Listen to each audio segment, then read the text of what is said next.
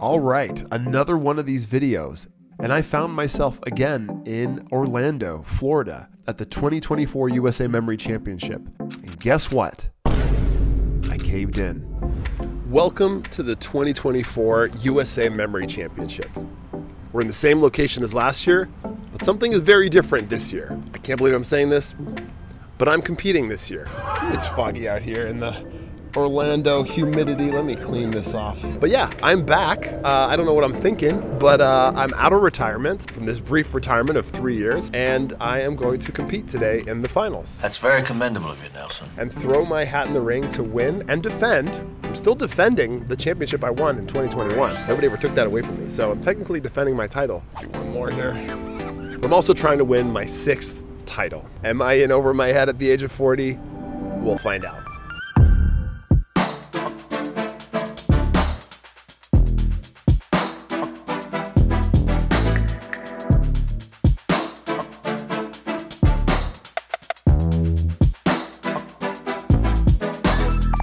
Now, before we dive into the nitty-gritty of how the competition went down, let's meet some of the competitors. First, we had Briley Lewis. He was the first one to show up at the venue. I had never seen this guy before, and man, did he undersell himself. Hey, my name's Briley Lewis. I'm from Wichita, Kansas originally. I'm here to compete in the USA Memory Championship. Love this guy's demeanor. He was very calm and collected, but very quickly into the competition, you saw that he was there and he meant business. Nervous, super nervous, but we'll see how it goes.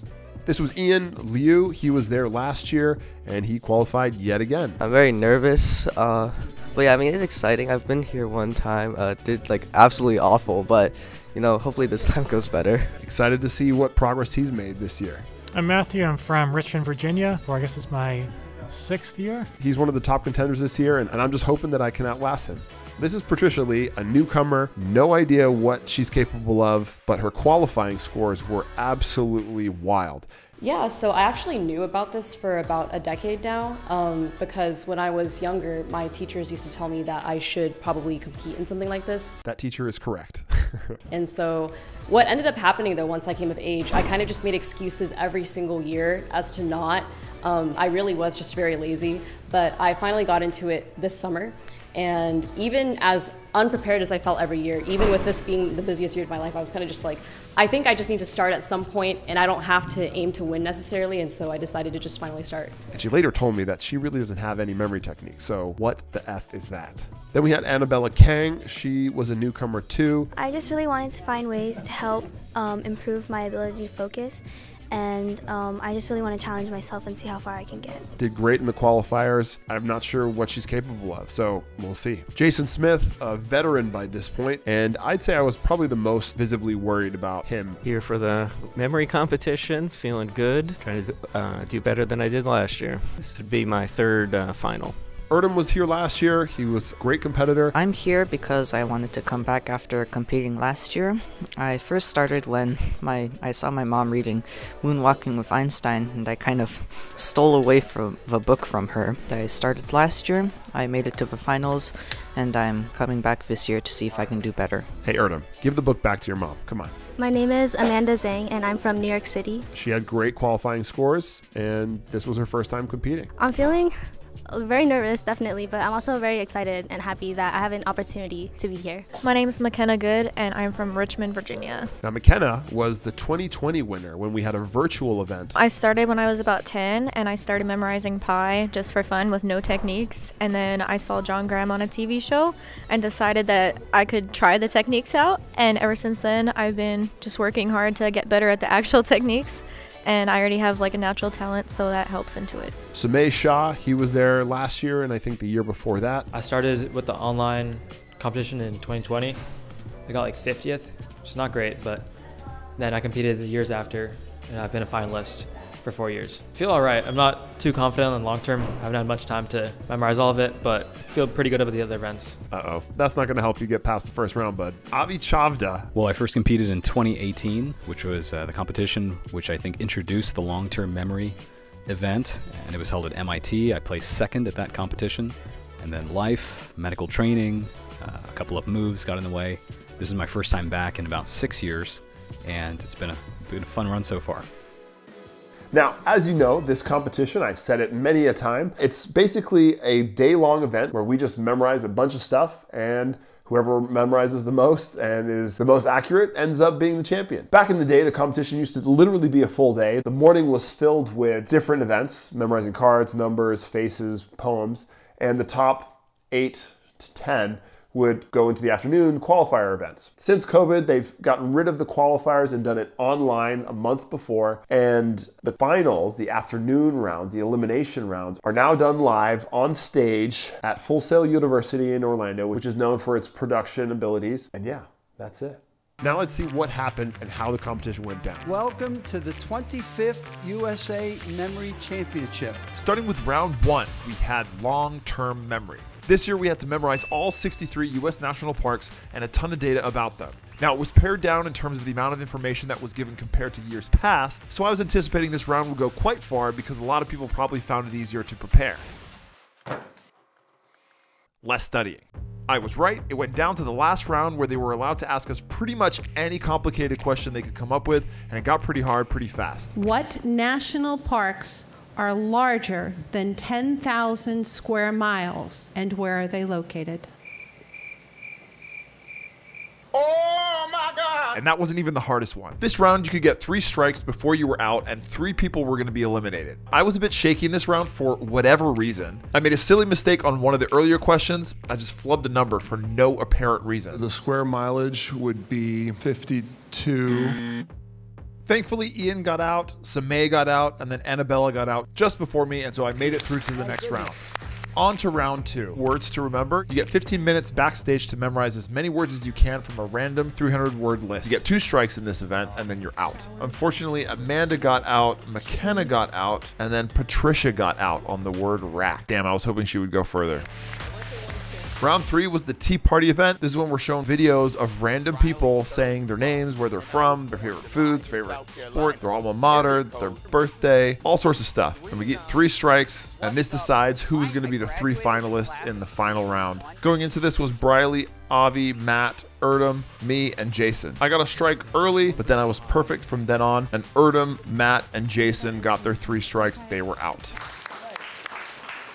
The final round, 2 decks of cards. You have to memorize these in 5 minutes on stage with all the pressure on you, all the lights, and then 1 mistake and you're out. From what I understood, we all went for 2 complete decks. The problem was they memorized it in reverse order. This often happens at memory championships. People choose the wrong direction, and Javi was out super quick on card number 8. 3 of hearts. That is incorrect. And then Briley followed on card number 10. It was wild. 4 diamonds. That is incorrect. So there it was. Champ, before I even knew it. The 2024 USA Memory Champion.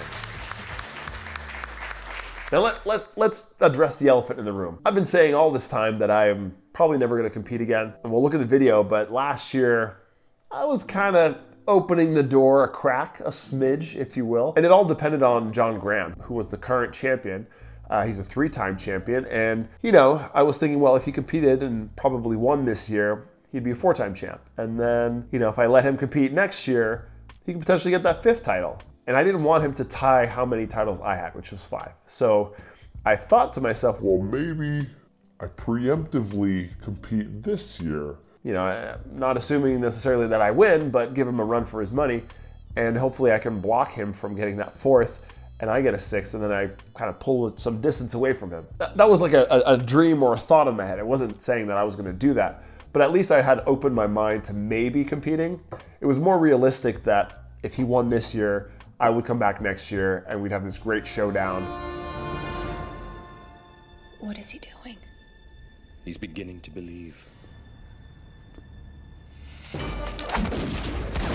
But one thing that I remember last year very clearly, and I said it, I know I said it at the beginning of the video, is I felt like I was missing out. I know the year before that, I remember watching and commentating and being like, I am so glad I'm not on that stage. I do not miss the nerves. But last year, I was like, man, I should be up on that stage. I miss that. I want that, like, that hunger and that feeling of maybe gonna win and then winning. And so this year, I don't know what happened. I had a bunch of crazy stuff happen to me this summer, and I've been really in touch with kind of my inner intuition and my inner voice and kind of the thoughts that come in my head. I recognize them. And one that kept coming up was that I'm not done yet. I'm not done yet. I'm not done yet. And so literally the day before I needed to tell the organizers whether I was in or out, I talked with my wife a lot. I thought about it a lot. I was like, well, you know, if I lose, it's gonna suck, right? Because I like how I went out in 2021. I won at the top of my game. I got my 5th win, and I went out as a winner. I didn't want to go out as a loser. I never liked that in sports. I like when they go out when they're at the top, you know, and I did that. So why mess with that? So I needed to be sure that I would be in contention to win this thing. And I felt good. Something in me said that I was gonna win it. And I don't mean it like I was the best and I'm better than anybody. I just saw the path and I saw that I was gonna be there at the end. I saw myself holding this at the end. I saw it and I felt it and it felt real. So I had this confidence that, yeah, I'm gonna do it. It'll be good for me. It'll satisfy this need that I have. And then it'll also, you know, help me out with some of the projects I have coming up. I think it will fit very nicely with that fresh title. So I called up Karen and Tony and said, hey, make room for me. I'm gonna be in this competition. The first thing after that I did was I actually messaged John Graham and I said, hey, I know you're retired, because he actually recently announced that he was retiring. Surprise, I didn't expect that. I said, listen, I'm gonna compete. I would love it if you unretired and competed with me one last time. You know, I wanted to open that door to him. I didn't want him to think that I was diving in because he had said he was out. I didn't want it to be like that. And honestly, I want to win in an honorable fashion. I don't want to win just because it's like an easy year or something like that, which it wasn't, by the way. But he stuck to his guns. He wasn't going to back on his word, at least for now. You know, I'm 40. I've got 4 kids on 6 and under, and I don't really have much time to give to this anymore. But I made time. My wife made a comment also that, like, she's never seen me so dedicated to something in a long time. So that was a really cool feeling. And yeah, I won. Hell yeah. Feels awesome to win again at 6-time champ. Now, am I competing next year? I can say 100% I'm done competing. I'm done. I really am. I'm happy. I don't need a 7th. I don't need any more. That's a beautiful thing. I'm happy with the way I wrap this up. Truly. Truly. No, I'm serious, I'm serious. All right, next thing we gotta do, it's very customary, is we're gonna watch last year's video and make fun of what Nelson from 2023 was talking about here. Competition is basically a bunch of people getting together to memorize a bunch of random stuff and seeing who has the best memory. I used to have the best memory. I am no longer in the mix, so other people are coming up, rising up from out of nowhere, becoming the new best memorizers in the United States. And that's true. You know, I definitely wasn't the best person there. I don't think maybe the most experienced, that's for sure. But man, I'm excited for where the sport is gonna go without me or John. There's some real gunners there. Like if they keep at it, and I think that's the big thing, is like, who's gonna keep training? Some of these people in the past year, they've looked really impressive and they've kind of dipped their toe and then we never see them again. But I think if some of these people that came this year, last year, if they come back and they train, whew, I think it's gonna be pretty exciting. We have this kind of ongoing joke now. It was more of a joke last year, but now it's getting not so funny. But basically, as soon as he gets close to beating my record of 5 titles, which is the most winningest amount of titles in the history of the competition, I'm gonna have to come back, right? Because I can't let him take that record. Do you understand that? That's my record. And he's got 3, so I can afford 1 more, and then I have to come back.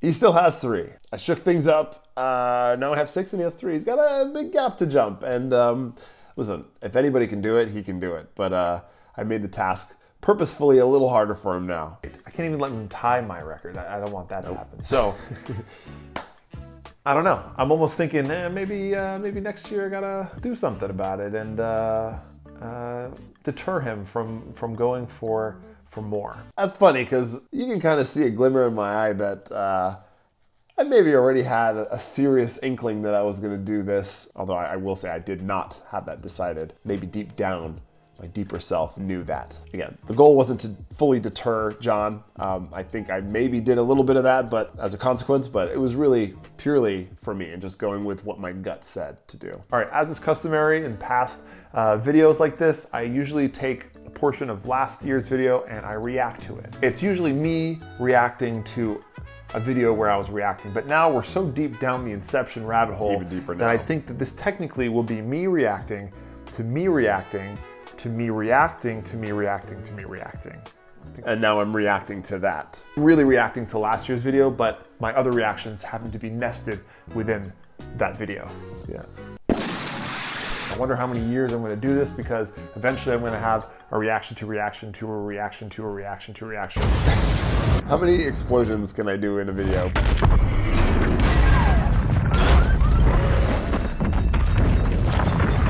I mean, I'm keeping the tradition going. I don't know how much longer I'm going to make these nested videos, but here I am doing another one. After a while, my little box within a box within a box is going to be ever so tiny.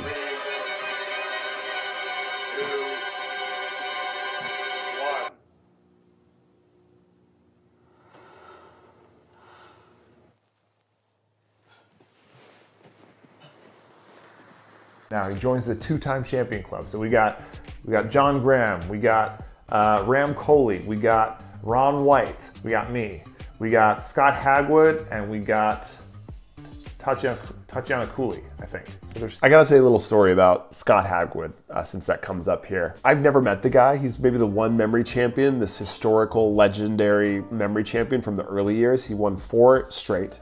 It was Tatiana Cooley. She won the first 3 years, and Scott Hagwood took it all 4 years in a row after that. And I've never met him. I've heard so many things about him. I've tried to reach out to him. I didn't even know if I had his right email. I've been to events thinking he was gonna be there or hoping he was gonna be there so I could meet him. Never worked out. I've never been able to reach out to him. You know, I'm flying back through Charlotte the next day after the championship, and I have some time to kill. I'm at a communal table working on an edit, actually editing the memory championships related content. And somebody sits opposite me on the table, and I'm not really noticing them. But after a while, the guy goes, "Excuse me, sir, is your name Nelson Dellis?" And I go, "Yes." And I think he's gonna be like, "Oh, you know, I've heard about you. You know, I've read your book," or something like that. I've seen you on YouTube. He was like, "I'm Scott Hagwood." I almost flipped out of my chair. I got up, I walked around, I was like, "You have got to be kidding me. Are you serious right now?" At this table, and he didn't do it on purpose. I mean, he recognized me, but he didn't sit down because he recognized me. He sat down, he told me this, just randomly. He wanted to get breakfast or something, and then he noticed it was me. How wild is that? The day after the championship, while I'm editing the championship content, and we had a moment, and I was so excited to meet him. One of my heroes that I've never met. What a nice guy. That was absolutely wild. Anyways, let's keep going. Man, I still remember winning that championship and how meaningful it was to me at the time. That feeling has not gone away yet. This is the trophy for the championship. No, it is not a... I will say that I do remember how it felt in 2021. It was such a satisfying win, and I think the reason it felt that way is because I had lost a few times over the years before that, right? I had lost in 2018 and 19 and 20. So I was like, come on, let me just get that win and I can stop and be happy. So there was this sense of relief when I won. This time, while I was very happy, there wasn't this sense of relief. There also wasn't a sense of emptiness that usually follows, which is interesting. And there wasn't kind of this sense of like, I gotta get the next one. I was just like, cool, I got it. It felt very matter of fact. I wonder if it's because I had felt that it was going to be mine. Like I had seen it so clearly so many times in my head that when I got it in my hands, it was like, well, yeah, that's where it belongs. I'm sorry, I know that sounds, again, bad, but that's truly how I felt. And the come down or the come off of that win was one of the, I'd say, weaker reactions. You can even see me when I win. It seemed like a very blasé reaction. Granted, the event itself stopped very quickly. I didn't expect that, but I didn't fist pump. I didn't dance around. I almost had a very plain look on my face, and that's kind of how I felt inside. You know, I was very appreciative, very happy, but it was like, cool, yeah, nice. I knew that, and it happened, and great, you know?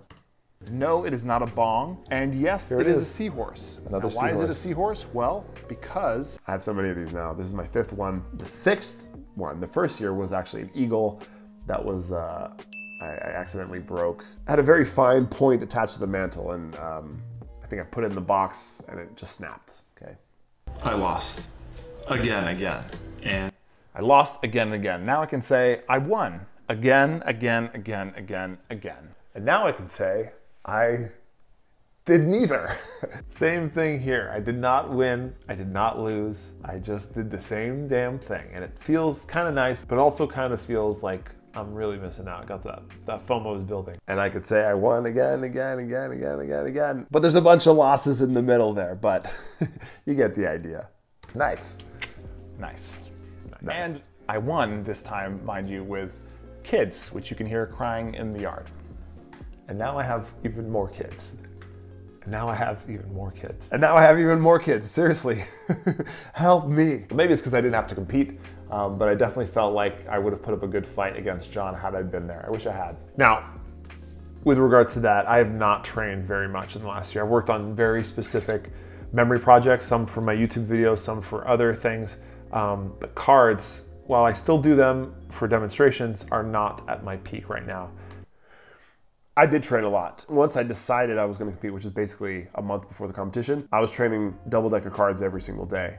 And at first it was pretty rusty and I was like, oof, I don't know if I should be even competing. But after the first week, I was back in business.